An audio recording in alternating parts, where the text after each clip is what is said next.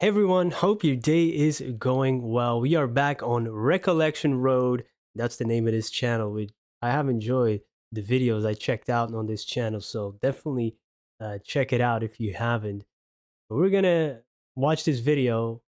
This meant you were rich in the 1960s. Wow. It all depends on how you define rich anyway, right? But I'm looking forward to get to know a little bit about that. All right.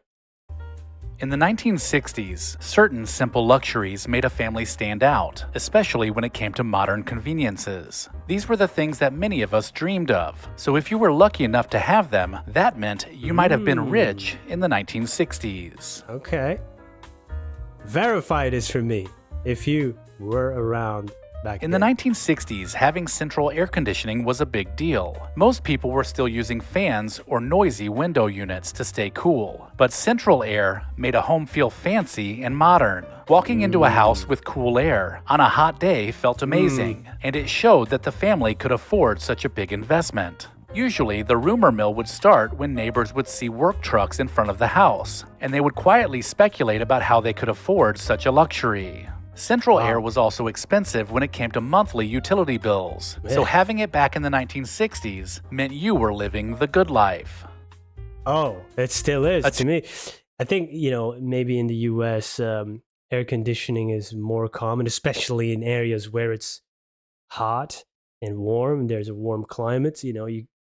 It's lovely, like you said, when you walk into a room and it's air conditioned, right? It's a luxury, but it's kind of cool. Here in Belgium, we don't have it.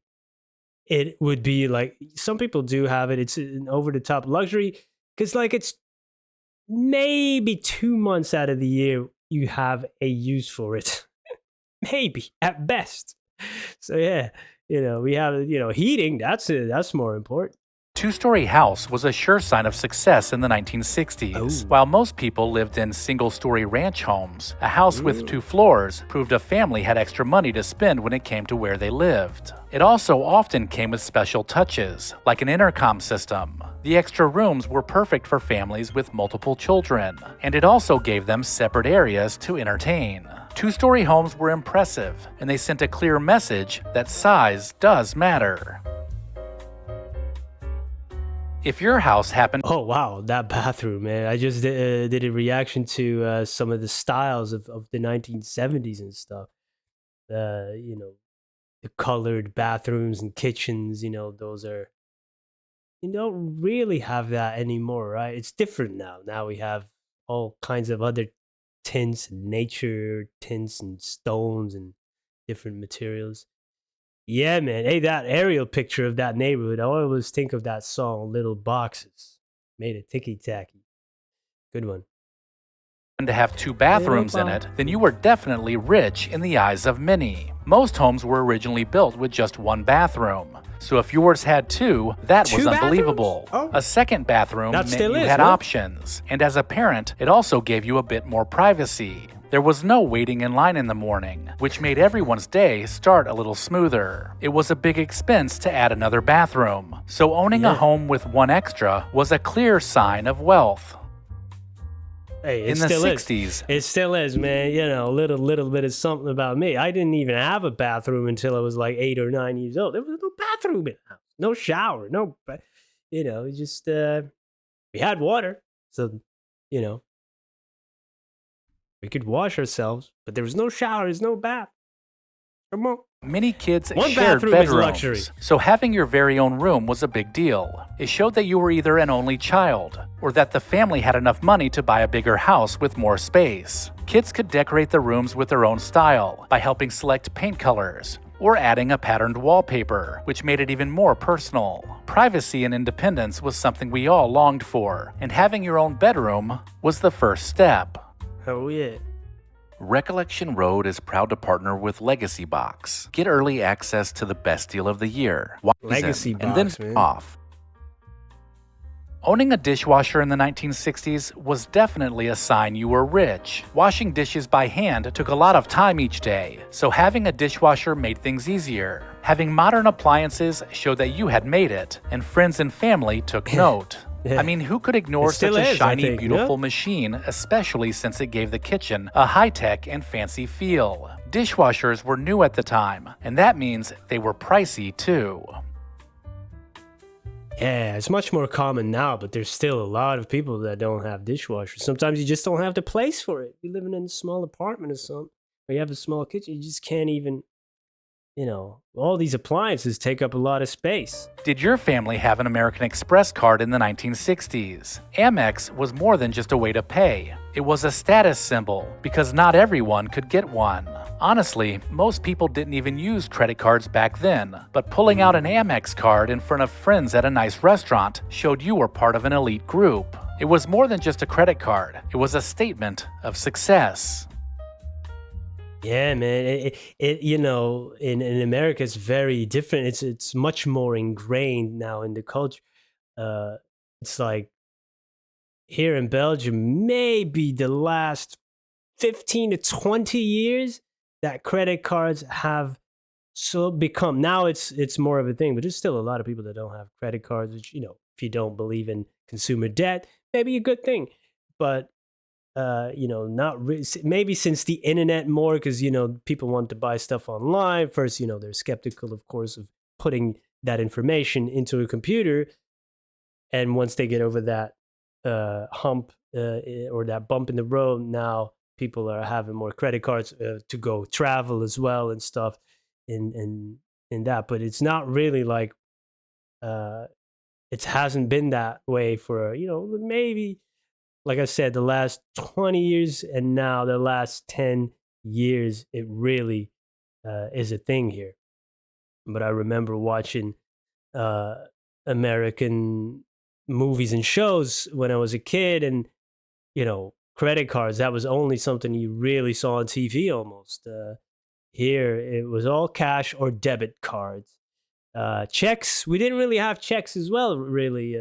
Like paying with checks in a store or something.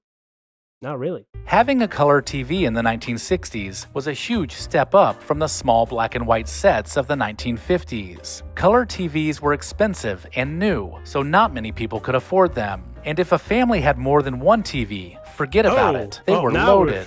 Color TV made watching shows like The Wonderful World of Disney even more magical, and families with one were often the center of attention. Everyone on the street knew which house had a color TV, and the new owners would often invite neighbors in to check it out. Yeah. A flocked Christmas tree was a holiday showstopper in the 1960s. These trees looked like they were covered in snow, which made them a luxury compared to regular trees. Placing the tree in the front window showed pride in the family's festive spirit, and it gave the neighborhood something to admire. Flocking cost extra, so the fancy tree was something that only a select number of families indulged in. Really? In the 1960s... What do you like, the flock tree or just a regular tree? Having two cars in the driveway was a sure sign of success. Most families at the time only had one car, so owning two meant you were doing something right. And if one of those cars just happened to be a Cadillac, you were living large, because Cadillacs were the ultimate luxury vehicle. Two cars also meant more freedom, where mom could run errands while dad went off to work. Yeah. It's expensive. Flying on airplanes in the 1960s was a rare treat, but getting on a plane to head off on vacation was unheard of, unless you were rich. Most families would load up the family car and drive to their destinations, so flying made a big statement. Airline tickets cost a pretty penny, but it meant you could go to far-off places and not spend days driving. Maybe a flight to California to visit Disneyland, or a summer vacation down to Florida. Flying the friendly skies was truly a first-class experience back in the 1960s. Yeah, man. Owning a copy of TV Guide in the 1960s made a small but important statement. Most people just... People collect these, right? TV Guides? I've seen a lot of people talk about these, all the different editions and stuff. I used to have one in Belgium, too. TV Blot or something, you could see the programming and stuff, and some other things. I don't know if people collect it Used though. the newspaper for TV schedules, but TV Guide was a glossy magazine that cost extra. It was filled with more than just listings. It had Oh, articles okay. about Yeah, articles. celebrities and Cool. upcoming shows, which made it feel special. Buying TV Guide every week showed that the family had disposable income and cared about staying current with the latest entertainment trends. Having a housekeeper in the 1960s was a clear sign of wealth. It meant the family could afford to hire someone to handle chores, freeing up time for other things. A spotless home showed that the family cared about appearances and had high standards. Guests would notice the polished look and feel of the house, which made it Keeping seem up even appearances. fancier. Hiring that a show? housekeeper wasn't common, so it instantly made a family stand out as rich.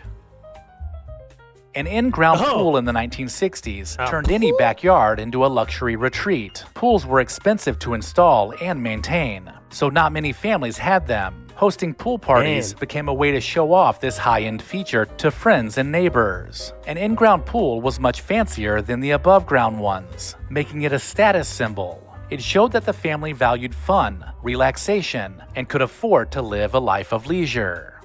How about a inflatable pool? How about that? How about that, huh? How's that for status? Oh, that was the dream when you were a kid. You wanted to have a pool. My dream was to have a pool and then a slide from your bedroom, right? So you wake up in the morning, kind of sleepy, you just jump in. Or maybe if a friend stayed over, you just lug him in there while he's sleeping and push him in. You know, hopefully he wakes up when he hits the water. But, you know, come on. That's the dream. Having two living rooms in the 1960s was Two a living sign of a rooms? big and impressive house. You only One have one room was life. often for family use, while the other was a formal space for entertaining guests. Some families kept the furniture in the formal living room covered with plastic to keep it looking The brand new, plastic. which made the room feel even more special. This setup showed that the family had extra space and could afford to decorate it beautifully, giving the home a polished, elegant feel. 2 living rooms. Dang. Owning a riding lawnmower in the fancy. 1960s made yard work look like fun instead of a chore. These machines were expensive, so having one showed that the family could afford the best tools. Some families Having one implies that you have a yard to begin with, which we never had a yard when I was a kid. You had a little couple of bricks. That's what we had. We had a couple of bricks. No mowing. There was a little moss on it sometimes. Certain periods of the year, we had a little bit of moss on those little bit of bricks. took That's it a it. step further and hired a gardener, which meant they didn't have to do any of the work themselves. A well-kept lawn was a sign of pride and prosperity, and having the means to maintain it so perfectly made a clear statement about wealth. Dude, that's a tractor. Recollection Road and Legacy Box. Gift. So why not Oh, this is kept sponsored. organized? Hey, there's some fun stuff in there. And there's still things in there that if you have them now, it's still a sign you're doing okay, right? Like a pool, like some other things, even the small things, man, like a dishwasher. You know, it's not for everybody. It's not a thing for everybody. And yeah, there's a lot of fun stuff in here. I love these type of videos, reminiscing and learning about the past, and a lot of fun. And yeah, did you have any of those things? Hey, that's cool, man. I wish I knew it when I was little and I could jump in the pool for a little bit. Yeah, this is amazing. Thank you for being here, and thank you for spending some time with me. And hope to see you in another video. Let me know what else you want me to check out. Things of the past, things of the future. You know, like what about in, this meant you were rich in the year 3000. You know, no 2 living rooms. Forget about that. 2 lives, two, 3 backups of your consciousness just stored somewhere. You know, when you die, you just boot it up. Hey, I'm back. What did I miss? What did I miss? Hey, you could be at 2 living rooms at the same time. Yo, yeah. Well, we're not going to be here. See you in the next one. Peace.